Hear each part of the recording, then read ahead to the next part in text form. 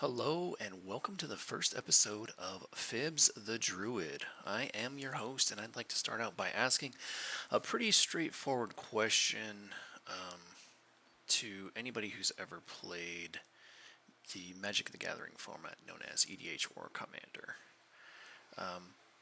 Are you tired of the nagging stress from constantly color fixing that 3-colored, 4-colored, or even 5-colored EDH deck? Are you sick of missing your land drops? Sick of being stuck on 2 lands while the rest of the table is popping off and or 3 turns ahead of you already? What's the solution? It's eat your broccoli, boys and girls. Play mono green. Although I am dedicating myself to advocating for more mono green players with this podcast, I'd also like to point out that I've been playing EDH for over 10 years now, and I've brewed lists of every color identity you could possibly have. So that being said, I can also advocate for players brewing more mono-colored decks in general. In my personal experience, mono black is also very, very potent and can do some serious damage.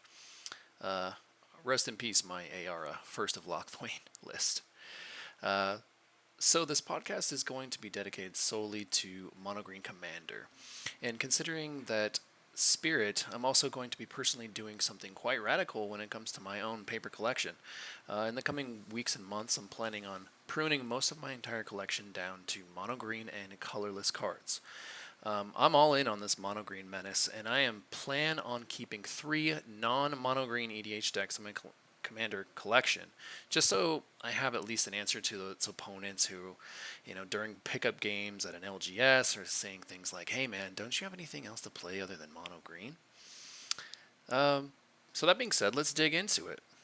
This first episode is going to be entirely about what are usually referred to as mana dorks, that is, creatures in mono green and colorless that produce mana. I will also be brewing a new mono green list every episode with links to the deck list in the description, because according to Scryfall, there are approximately 232, that's right, 232 mono green legends. This isn't, of course, accounting for legends that push into multicolor, because of their color identity, like Goshintai of Life's Origin, that is actually a 5-color commander because of its 5-color activation. So, mana dorks. Who's the best in class?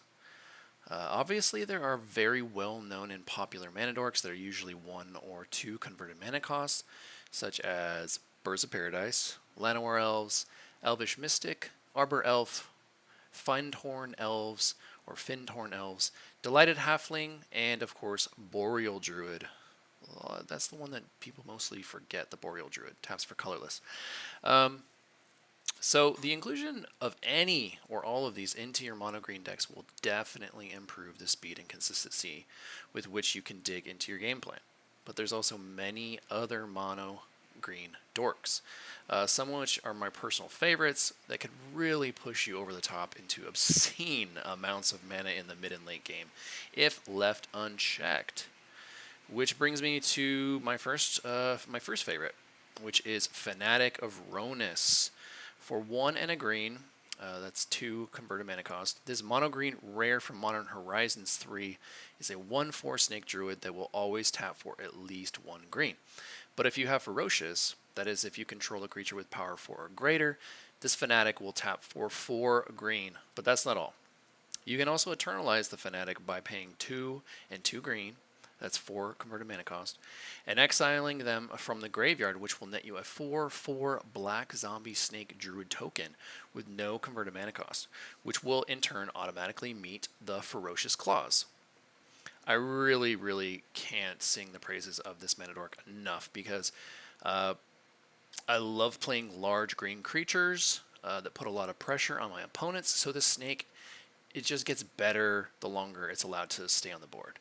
It's just awesome that if you happen to get the board wiped, which you will, especially in mono green if you don't have that heroic intervention, you can just reanimate a token copy, and that will always tap for 4 green because it looks at itself. So it immediately meets that Ferocious clause, excuse me.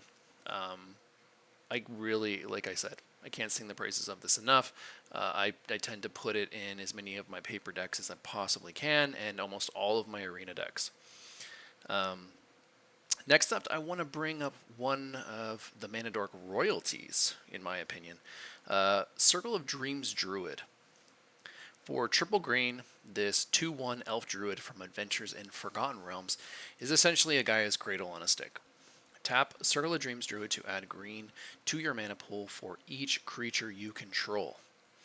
Although this creature is intensively costed at 3 green pips, I think this creature could also do some work in 2-color decks, especially decks devoted to creating lots of tokens. It should also be noted that this creature can go infinite with either Umbral Mantle or Staff of Domination.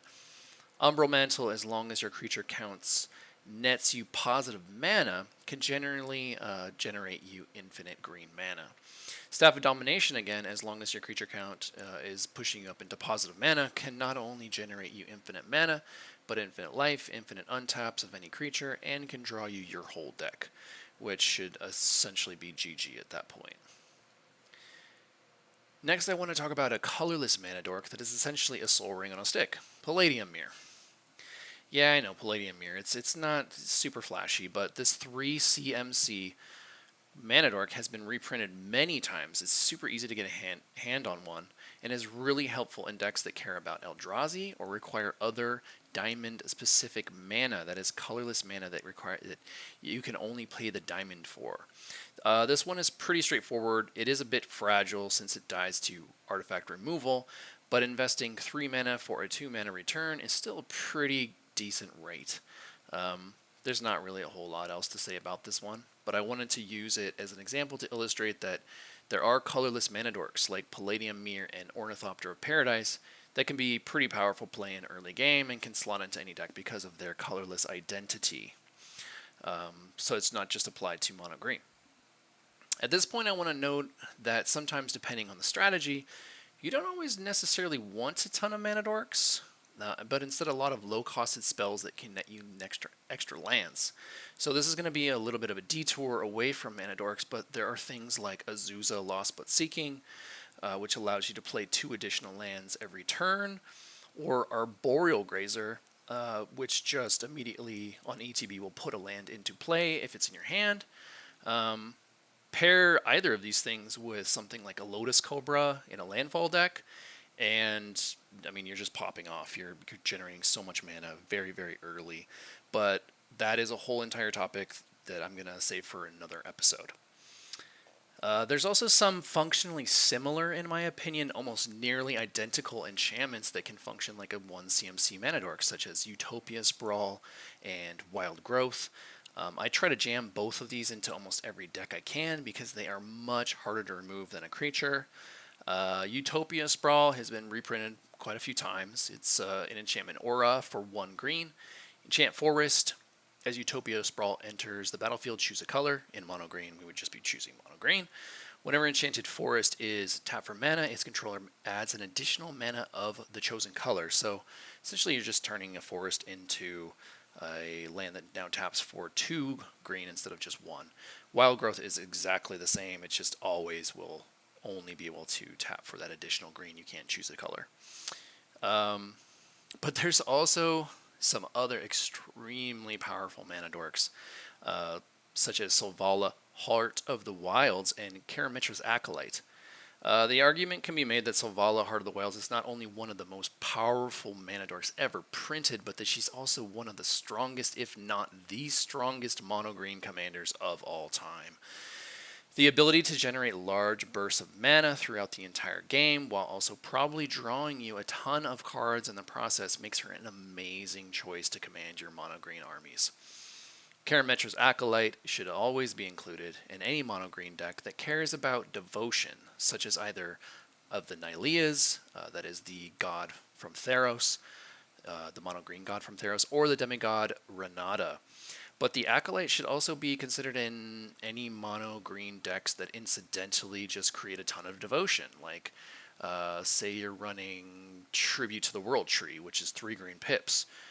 You drop your Acolyte onto the battlefield. Next turn, she's tapping for minimum 4 mana just by herself. So you're paying 4 to generate 4, and then just incrementally it can get really out of hand. Um, Lastly, I wanted to add some honorable mentions, namely Incubation Druid and Kami of Whispered Hopes. Both of these mana dorks work especially well in 1/1 counter strategies, but you can also shoot a Snakeskin Veil at Incubation Druid, excuse me, or pump up a Kami of Whispered Hopes with something as simple as a Giant Growth for an almost ritualistic effect. So, you got your Incubation Druid out. It says add. It's a 0/2 for 1 and a green Elf Druid. It taps 4 mana of any type of a land you control could produce. However, if it has a 1/1 counter on it, add 3 mana of that type instead. You can also put one. It can also put 1/1 counters on itself by doing the pay 3 and double green, and it will adapt 3, so it will get 3 counters onto it. But like I said earlier, with Snakeskin Veil, you can just put it's one simple 1/1 counter on it, protect it if somebody's trying to remove it, and now it is effectively tapping for 3 mana of any color of a land that you control could produce. Call Me of Whispered Hopes. This is just a bomb. It is a 1/1 creature spirit. It costs 2 colorless and 1 green. I believe this was from March of the Machine. And it says, if one or more 1/1 counters will be put on a permanent you control, that many plus 1/1 counters are put on that permanent instead. So it has a stack ability that gives you an extra counter. So, like I said, any counters matter deck, this is going to be house. But it also says add X mana, add X mana of any one color, where X is Kami of Whispered Hope's power. So, yeah, 1/1 counters are awesome because if you can put them on there and it sticks around, then it's going to be tapping, with 1/1 counter on it, it'll be tapping for 2. With 2 counters on it, it'll be tapping for 3, so on and so on. But as I mentioned, if you just shoot something like a Giant Growth or a, what's that card? Might of Old Krosa at this, you're tapping for 4 or 5 mana just by playing a 1-drop instant or sorcery.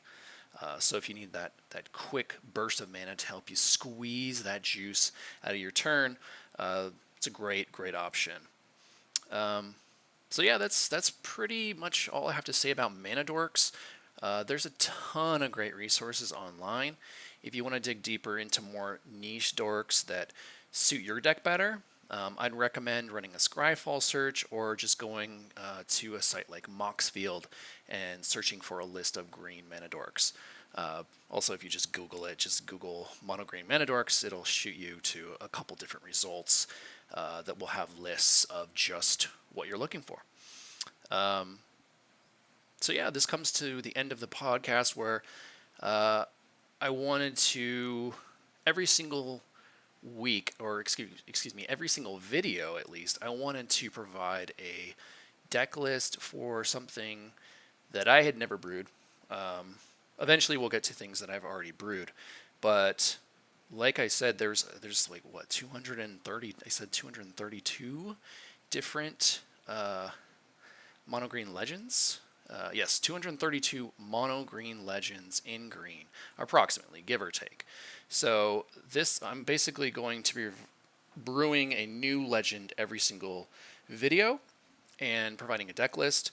I'm not going to go over deck tech. I'm just going to shoot you to the actual list, just to give you ideas if you're interested in that legend. Some of these legends you won't have even ever heard of, possibly. Some of them I haven't even heard of, and I haven't even gone through all of them yet. But this week I did a brew for Aeve, or Aeve, A-E-V-E. I think it's just Aeve. Progenitor Ooze. This deck is my first brew using Slime Against Humanity. This is a card that I think came out in Murders at Karlov Manor. And the list is pretty unrefined. A lot of it is just kind of stock stuff that I threw together. But I do plan to put this list together today, actually, on Arena to play test it. I like to use Arena to play test new ideas if the legend happens to be on Arena. And yeah, it's really just shoot a bunch of Slimes Against Humanity, make your green stuff cheaper, shoot more of them, storm off, play Aeve, make a bunch of copies of her, and just overrun your opponents with a bunch of ooze. So yeah, you can find the deck list in the show notes below, or by searching my moxfield.com account Fibonacci and looking for Aeve, Slime Against Humanity. That is Fibonacci, P as in Peter, H-I-B as in boy, B as in boy, O-N-A-C-C-I. Yeah, you can find me at Fibonacci, as Fibonacci on Moxfield. You can also shoot me an email at phibbsthedruid@gmail.com if you wanted to reach out. I am planning on creating a Discord for the channel in the coming weeks, as well as all of the different socials. So if you feel like reaching out to me through socials, that is a feature that will be provided in the future. But that's pretty much all I have to say today. So thanks for watching. Thanks for your support. Please like and or subscribe if you enjoy this content. And have fun out there bear hugging your opponents into oblivion. Go green.